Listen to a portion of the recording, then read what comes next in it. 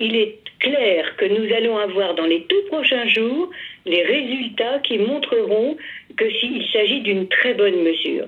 Une mesure de rupture qui était absolument nécessaire après 4 années de remontée de l'accidentalité dans notre pays, ce qui était absolument catastrophique.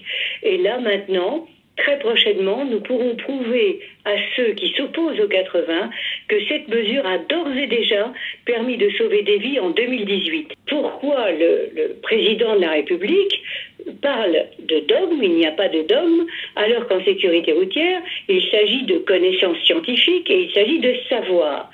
Si la mesure a été prise, c'est parce que le Premier ministre et ses conseillers ont travaillé avec des experts. Ils ont lu le rapport qui avait été mis en place par le Conseil national de sécurité routière, par les experts de ce conseil. Et il était clair que des centaines de vies pourraient être sauvées.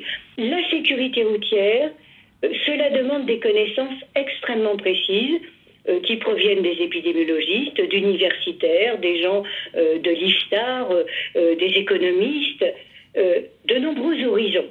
Et il est clair que dans notre pays, nous avons entre 40 et 60 millions de spécialistes en sécurité routière. Tout le monde s'imagine qu'il peut avoir son opinion et que cette opinion est la meilleure. Eh bien, les députés dans notre pays n'ont aucune connaissance de la sécurité routière. Les élus, aucune connaissance de la sécurité routière. Et nous proposons qu'il y ait des séminaires. Le gouvernement met en place des séminaires pour ces élus, pour qu'ils dominent certains sujets.